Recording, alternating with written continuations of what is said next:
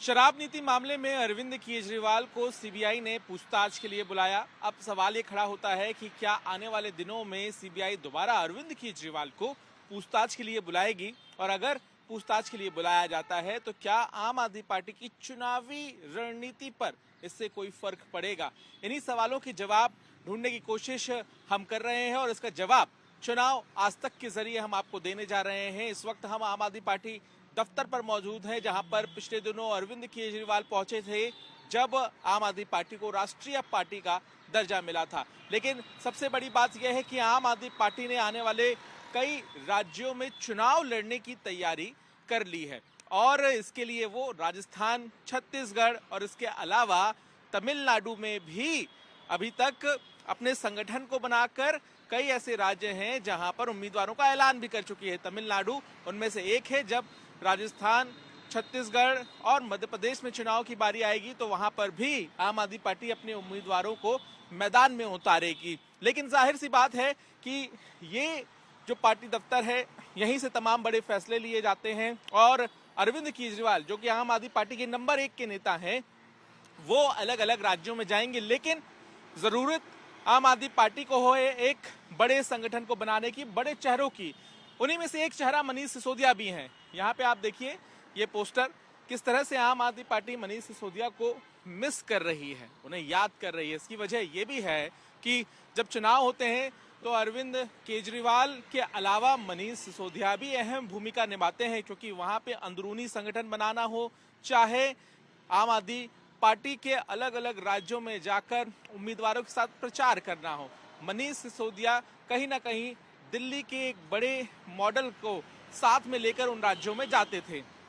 अब आम आदमी पार्टी का ये दफ्तर है, जाहिर है कि यहाँ पर तमाम जो फैसले लिए जाते हैं उनके बारे में भी हम आपको बताएंगे, क्योंकि अंदर पिछले दिनों वो पोस्टर भी मौजूद है जो अरविंद केजरीवाल के पहुंचने पर यहाँ पे मौजूद था। अब आम आदमी पार्टी का दफ्तर यहाँ पर है, लेकिन साथ ही साथ हम आपको ये भी बता दें कि आने वाले कई ऐसे दिन हैं जब अरविंद केजरीवाल अलग अलग राज्यों में जाएंगे और वहाँ प्रचार करेंगे। ये देखिए अरविंद केजरीवाल की तस्वीर भी यहाँ पे आपको नजर आ जाएगी। और साथ ही साथ अब सबसे बड़ी बात यह है कि अरविंद केजरीवाल के क्या चुनावी दौरे इससे प्रभावित होंगे, तो बिल्कुल अरविंद केजरीवाल जो हैं उनके चुनावी दौरे प्रभावित होने वाले नहीं हैं। आम आदमी पार्टी ने अपनी रणनीति को पहले से ही तैयार कर लिया है।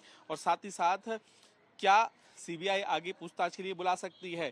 अरविंद केजरीवाल से जब ये सवाल पूछा गया अपने घर पर, वो 9.5 घंटे की सीबीआई पूछताछ के बाद जब पहुंचे, तो उन्होंने बताया कि फिलहाल आगे पूछताछ के लिए उन्हें नहीं बुलाया गया है, क्योंकि पहले हमने ये देखा है मनीष सिसोदिया के घर पर रेड हुई थी और उसके बाद अरविंद केजरीवाल जो है वो समर्थन करते हुए नजर आए थे।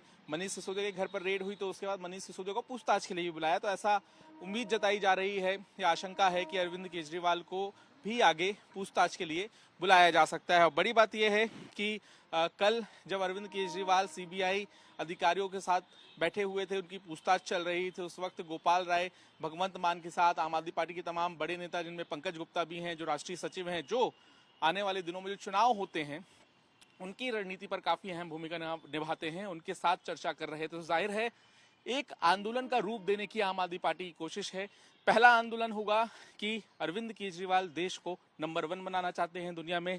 दूसरा आंदोलन होगा कहीं ना कहीं उन मुद्दों को लेकर जिसके जरिए केंद्र सरकार और बीजेपी को घेरा जा सके, और चुनाव के दौरान यही बातें आम आदमी पार्टी की तरफ से नजर आएंगी, क्योंकि जिस तरह से आम आदमी पार्टी सड़कों पर उतरने की तैयारी कर रही है, यही सबसे बड़ी उनकी रणनीति है। आपने देखा कि पोस्टर वार जिस तरह से आम आदमी पार्टी करती है, अलग अलग इलाकों में पोस्टर चिपका दिए थे आम आदमी पार्टी ने। और ऐसे में आने वाले दिनों में स्टार प्रचारकों की जो लिस्ट होगी उसमें भले दिल्ली के 2 बड़े चेहरे नजर आए, लेकिन अरविंद केजरीवाल जरूर प्रचार करते हुए नजर आएंगे। और वहीं सबसे बड़ी बात यह भी है कि जो जानकारी हम तक पहुंची है, अरविंद केजरीवाल अपने आप को कट्टर ईमानदार बताते हैं। जाहिर सी बात है कि आम आदमी पार्टी में उनका कद सबसे बड़ा है और उनकी जो छवि है वो सबसे साफ है। तो ऐसे में पीछे आप पोस्टर देखिए, जो तमाम बड़े बैनर पोस्टर हैं उसमें अरविंद केजरीवाल ही आपको नजर आएंगे। तो जाहिर है कि अपनी छवि को भी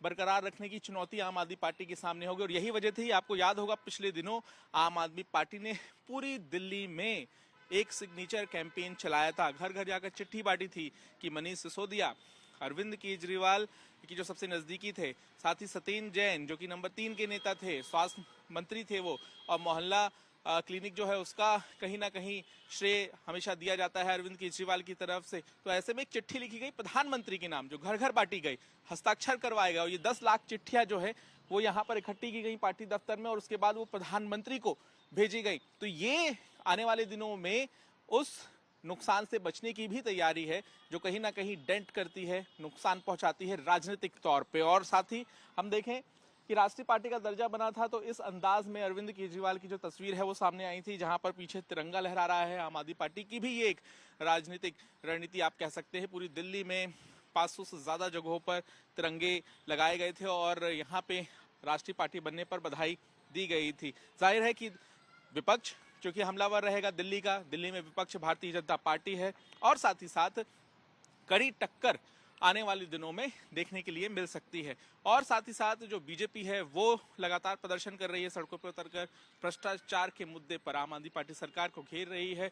और साथ ही साथ जो चुनाव होंगे आने वाले दिनों में, उस दौरान भी ये जो भ्रष्टाचार का मुद्दा है वो छाया रह सकता है। तो इधर बीजेपी भ्रष्टाचार के मुद्दे पर प्रदर्शन करेगी, सड़कों पर उतरेगी, लोगों के बीच जाएगी, तो वहीं आम आदमी पार्टी भी अपने काम काज के मॉडल को लेकर ही अलग अलग इलाकों में जाएगी। क्योंकि अरविंद केजरीवाल ने इसी जगह से कहा था कि वो पॉजिटिव राजनीति पर विश्वास रखते हैं, और ऐसे में दिल्ली और पंजाब में जो काम हुए हैं उन्हीं काम के आधार पर वो अलग अलग राज्यों में वोट मांगने जाएंगे। क्योंकि जब अरविंद केजरीवाल वोट मांगने के लिए कहते हैं कि नंबर 1 बनाना है, तो जाहिर है आपको अपने काम भी गिनाने होंगे। और ऐसे में आने वाले दिनों में आपको बता दें कि पहले तो चुनावों की घोषणा हो चुकी है, तमिलनाडु में चुनाव है और वहां पर अपने उम्मीदवारों का ऐलान कर दिया है। तो प्रचार के लिए वहां पर आम आदमी पार्टी की टीम जुटेगी, और उसके बाद बाकी जो राज्य हैं, चाहे वो राजस्थान हो, चाहे वो छत्तीसगढ़ हो, चाहे वो मध्य प्रदेश हो, यहाँ पर भी आम आदमी पार्टी पूरी ताकत के साथ चुनाव लड़ने वाली है। संगठन का विस्तार किया जा रहा है, गांव गांव जाकर आम आदमी पार्टी संगठन बना रही है। और जो हमें जानकारी मिली है कि मई